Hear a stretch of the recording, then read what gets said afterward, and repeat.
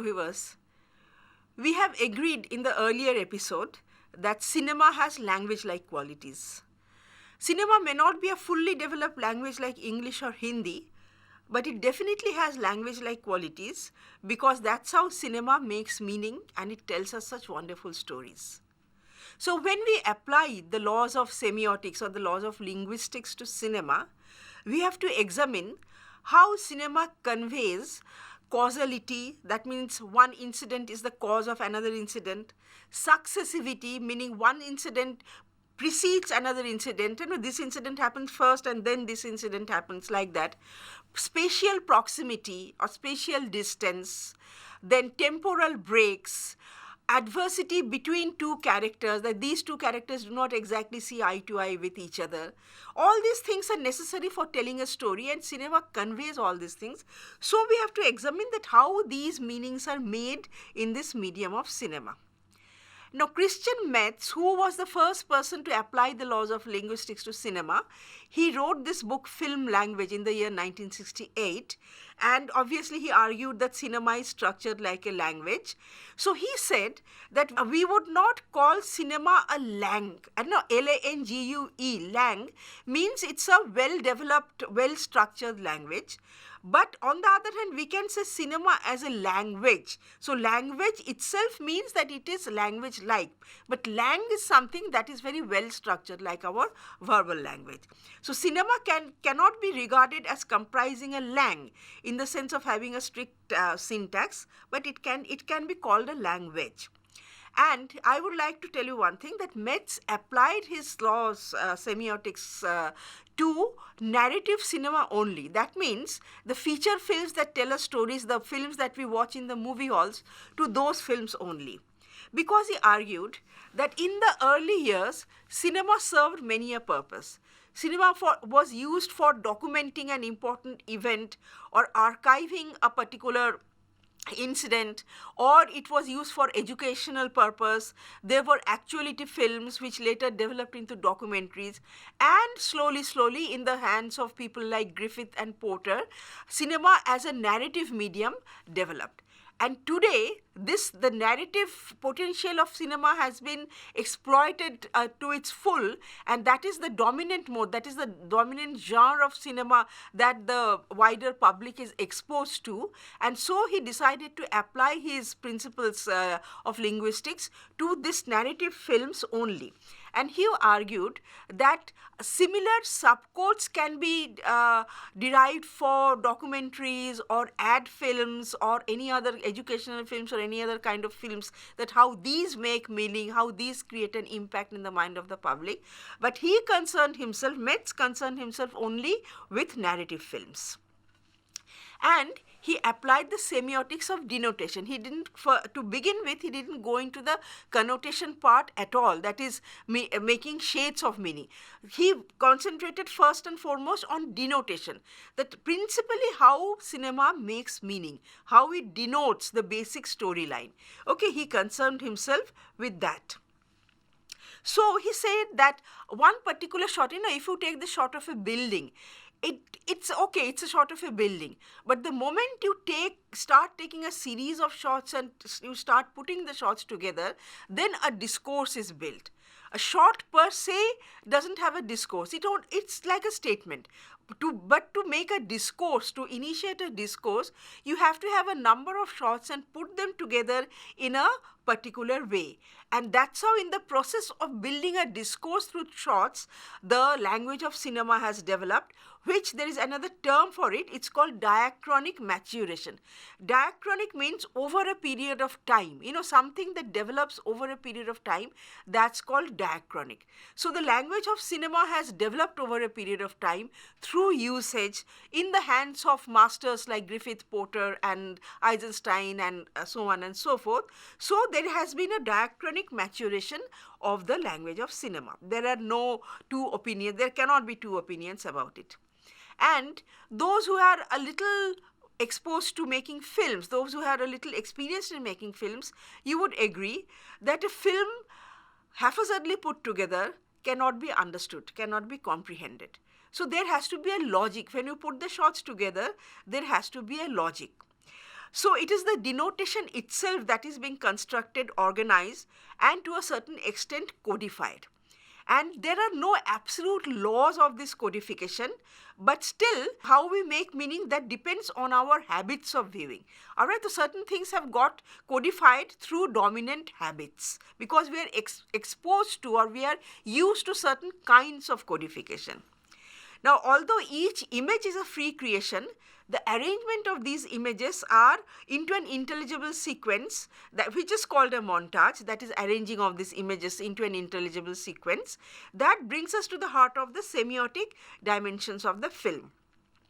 Now, to speak a language is to use it. Now, in the case of cinema, there is a small group of people, which is the filmmakers, who are using the language to make films, and there is a much wider audience who are the users, who are watching the movies and who are making meanings out of it. All right. So on one hand, there is a small group of creators, and on the other hand, there is a large mass of spectators. So therefore, the users of cinema have these two distinct categories, because cinema is a one-way communication. So we have to also understand things from the user's point of view, that is from the spectator's point of view, that how he is making meaning of the movies that he is watching. So now we come to these conventions. Now, through usage, what we see that although an image can be taken in an infinite number of ways, but when you watch movies, movies are there are only a certain kinds of ways in which a movie, limited kinds of ways in which a movie makes meaning. All right. So therefore, when you are putting these images together, only certain kinds of codifications work. Although theoretically there can be infinite possibilities of the ways you can put the shots together, but only a few limited kinds of codifications seem to be working and seem to be making meaning. And that is the synchronic state of cinema. That means after going through a diachronic maturation, now it has come to a state of stability, where certain codifications have been formed through repeated use, through habitual viewing, and those are the codes that are being repeated in films, and those are the codes that seem to be making meaning, as opposed to infinite number of possible juxtapositions that can be possible. So a film sequence is a sort of coherent syntagma within which the shots react semantically to each other, just the way words react to each other in a sentence. So that's what we understand. Now, what are the units of signification? When we are talking about a sequence, analyzing a sequence, what are the units of signification? Now, Metz said that there are basically two units of signification. One is the shot, which is equivalent to a statement or a sentence, and the other is an optical device like a dissolve or a wipe or an iris or a fade or a bleach. Those are like filmic punctuations that separate large complex statements. All right. So therefore, these are these optical devices, and there are the shots. These are the two units of signification that one can identify in any movie sequence that one sits down to analyze. So after watching a large body of films belonging to different genres, Metz came up with 8 syntagmas. He could identify 8 syntagmatic categories, and we shall now see what are these 8 syntagmatic categories. To begin with, the first one is the autonomous shot. There can be 2 types of autonomous shots. One is the sequence shot. That means that in one entire sequence is constructed in one shot. It is rare, but it is possible. In a film like Birdman, or there is a film called Victoria, it's a recent film, you will see that then it's a long take. And then one entire sequence is made up of one shot. Of course, the camera is moving, so that is a sequence shot. The other type of autonomous shot is an insert, which you see in a sequence. Okay. Now, there are 4 kinds of inserts. Non-diegetic insert, which is in a film like Eisenstein's Strike. in the sequence where the last sequence where the army is massacring the workers, the striking workers, in between suddenly you see that a bull is being butchered and a lot of blood is flowing. So that's a non-diegetic insert because the bull in no way belongs to the world of the narrative, but it has been inserted to convey a sense of brutality. So that's a non-diegetic insert. Then you can have displaced diegetic insert. Say party scene, suddenly you show something that is happening outside the party. Okay, so that's a displaced diegetic insert. Then you have a subjective insert. Subjective insert is somebody's thought process, somebody's apprehension or dream or imagination. So you see flashes of these shots which are going on in the minds of a particular character.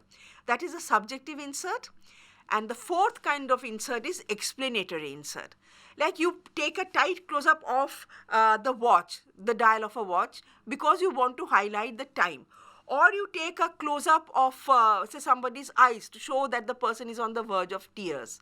Okay, so that is to highlight, to draw viewers' attention to one particular aspect or one particular thing in the scene.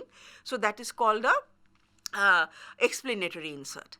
So autonomous shot is of two types, sequence shot and insert, and within insert you can identify 4 types of inserts.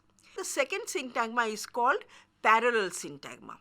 Now in parallel syntagma, you can alternate between 2 contrasting ideas. Say for example, hunger and wastefulness. A group of people are wasting food contrasted with a group of people who are standing in the queue just to get a spoonful of rice. All right, or contrasting between the ideas of confinement and the idea of freedom. So you are alternating between the two, creating a contrast to build up a certain emotion. And when you are alternating between these two shots are in no way maybe connected temporarily or spatially. There is no narrative connectivity between these two shots. They are just put together to create a contrast. All right, so that is called a parallel syntagma. So both autonomous shot and parallel syntagma are non-chronological because when the shots are put together, there is no chronological ordering between the shots. So these are called non-chronological syntagma. Then we have this bracket syntagma. Bracket syntagma is also a non-chronological syntagma. So I give you an example of bracket syntagma. Supposing you are making a film on volcanoes and you have compiled a number of shots of volcanoes at different places. So Mount Vesuvius, Mount Etna, Mount Fujiyama, then the volcano in Andaman Islands. Okay, so these shots are taken at different points of time at different places, but they all convey the same idea. So they all can be bracketed together as examples of volcanoes. So that forms a bracket syntagma. So bracket syntagma is also non-chronological because there is no temporal connectivity between the shots that are put together. So that is bracket syntagma is the third kind of syntagma. Now we come to the chronological syntagma. So first chronological syntagma is a descriptive syntagma. Descriptive syntagma describes a place. So supposing you want to establish a particular location. So you first show a long shot. Then you cut to the mid close-up of a river that is floating by. Then you cut to one person who is singing and coming from a far distance. Then you cut to a bird sitting on a treetop and singing. And all these shots you put together to establish that particular location. So that is a descriptive syntagma. And all these things are happening simultaneously. That means supposing 4 shots you put together in an order 1, 2, 3, 4, you can also interchange 1, 3, 4, 2 and the meaning will not change. Alright, because all these things are simultaneously present in the place, but you are putting them sequentially. Alright, so there is a simultaneity. In a descriptive syntagma, the relationship between the shots is that of simultaneity. Okay, then we have alternate syntagma, which is very common in films. Now, alternate syntagma is also called parallel cut sequence, where 2 things are happening simultaneously at 2 different locations and you are cutting from one to the other, and eventually you are building a climax, and at the climactic point the 2 meet. This is something that was initiated by Griffith. He took it to a level of perfection, but then this is done in so many films and it always works. All right, then we have a linear narrative syntagma, which is the most common form of syntagma, which is called the scene. In fact, in the early days of cinema, you had only these scenes. Later on, these parallel cut sequences and other syntagma developed. All right. So how do you define a scene? That within a scene, there is spatial and temporal continuity. Okay, so you can have a conversation scene, two people having a conversation. So you first show a two shot, then you show over the shoulder shot of one person, then you show over the shoulder shot of the other person. So like that, you build up a scene. All right, so that is a conversation scene. Similarly, you can have a party scene, you can have a fight scene in a pub. So like that. So those are all scenes, and that is called a linear narrative syntagma. All right, there is a gradual flow of time through the shots, and there is continuous, temporality and spatiality. Both continuities are there. Then we come to this episodic syntagma. If you have to cover a large span of time, then you can build an episodic syntagma. And a beautiful example is the breakfast table sequence which you see in the film Citizen Kane. Now, to show the deteriorating relationship between Kane and his first wife, there is this breakfast table scene that both of them, every day they're meeting at breakfast, but the distance between them is growing, they are talking less and less, and there comes a time when they have nothing to talk, both of them are reading newspapers. And so from whenever you're cutting from one shot to another, you're not cutting, it's a straight cut, but there is a swish pan. That means camera is very rapidly panning, and then you cut to the next phase in their lives where they are more separated. Okay, the relationship has cooled off. So like that, gradually deteriorating relationship over the years is shown in just about 2 to 3 minutes in that particular sequence. That's called an episodic syntagma. In Indian films, you often encounter these such episodic syntagmas in the song and dance sequences, because a large span of time, say maybe the couple falling in love, that is narrated through an entire just one song and dance sequence.